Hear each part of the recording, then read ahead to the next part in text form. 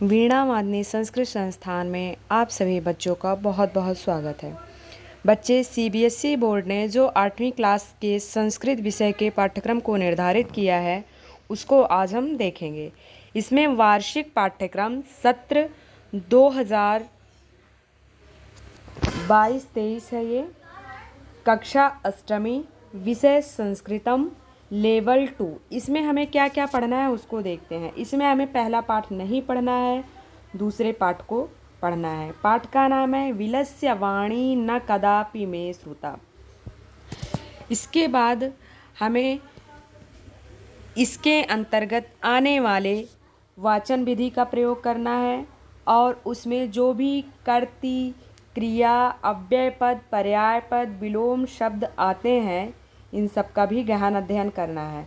ठीक है, अच्छे से पढ़ाई करके हमें अपने लक्ष्य को प्राप्त करना है। आगे देखेंगे। धातु रूप में बेटा हमें पढ़ना है गम धातु, अस धातु, पा धातु। 5 लकार में लट, लिट, लोट, लंग, विधिलिंग।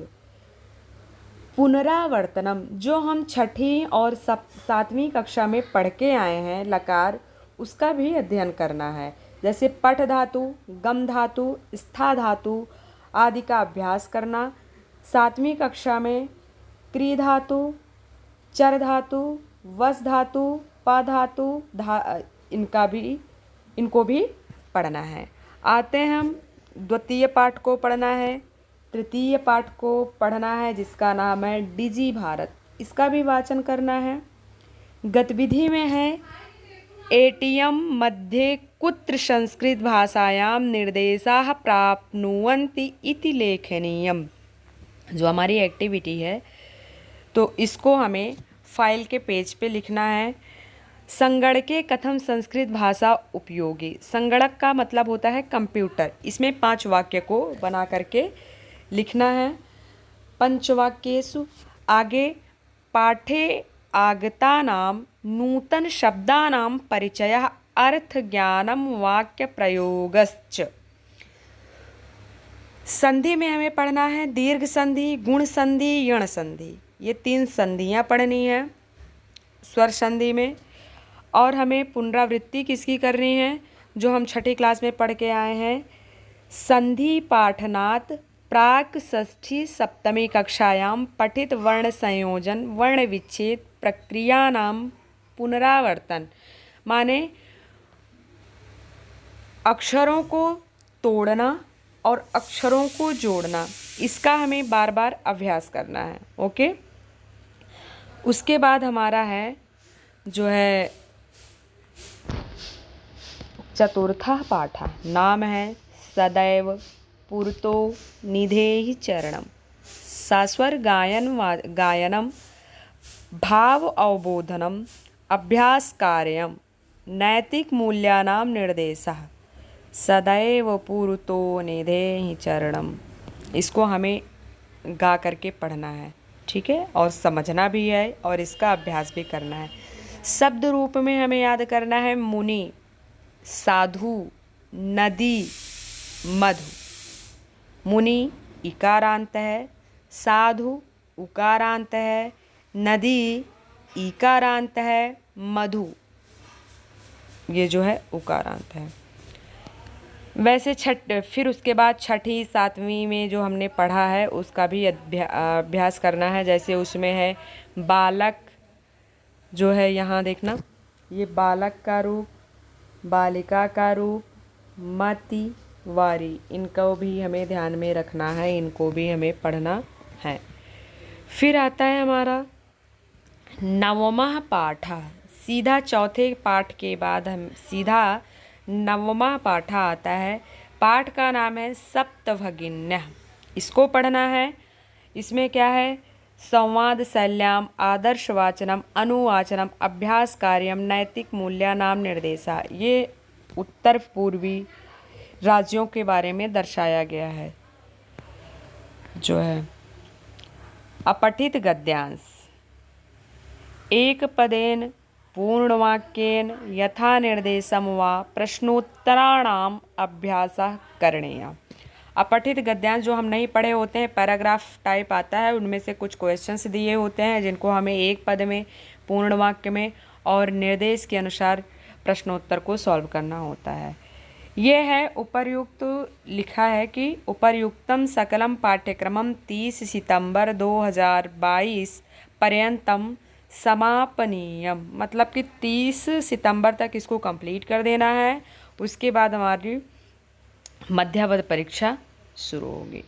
अब आते हैं हम सेकेंड टर्म में।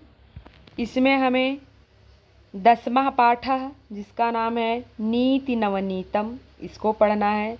सास्वर गायनम, श्लोकान्वयः, शब्दार्थ विवेचनम, भाव स्पष्टीकरणम, माने गा करके और श्लोक का अन्वय करके जो हम अर्थ निकालते हैं, शब्दार्थ विवेचन, एक एक को अलग अलग करके अर्थ को स्पष्ट करके उसके भाव को जान करके पढ़ना है, और श्लोक से आधारित प्रश्नों को सॉल्व करना है।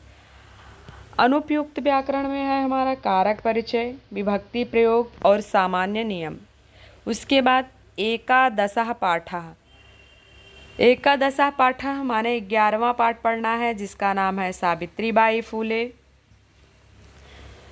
और इसमें अभ्यास कार्य करना है। विशेष या विशेषण शब्दानाम मेलनम, माने विशेष और विशेषण को ढूंढना है, मिलाना है। किम तत् इति सर्वनाम शब्दस्य त्रिषु लिंगेषु सर्वविभक्तिषु च प्रयोगः अभ्यासश्च, माने कि किम और तत् इनका जो है सभी विभक्तियों में प्रयोग करके तीनों लिंगों में पढ़ना है। और कर्ति, कर्म, क्रिया, युग्मम, पदाम, वाक्य मिलना, मतलब इनका वाक्य सुमेलित करना है।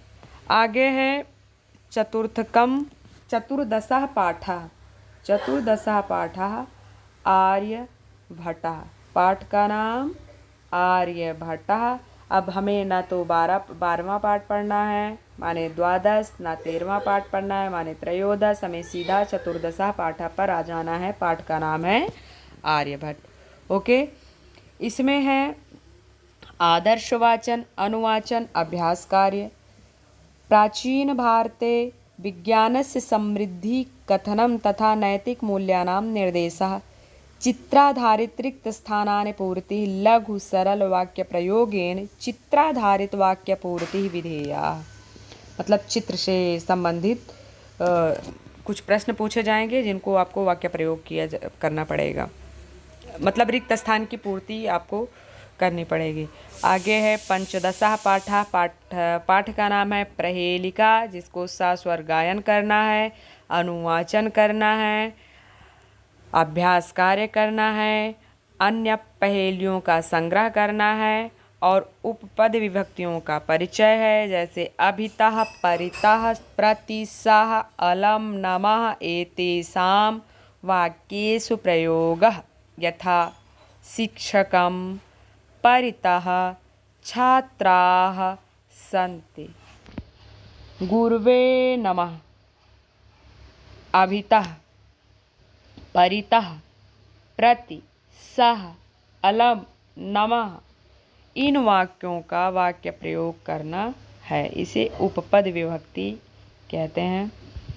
उसके बाद ये पाठ्यक्रम हमारा 31 जनवरी 2023 तक कंप्लीट होना चाहिए।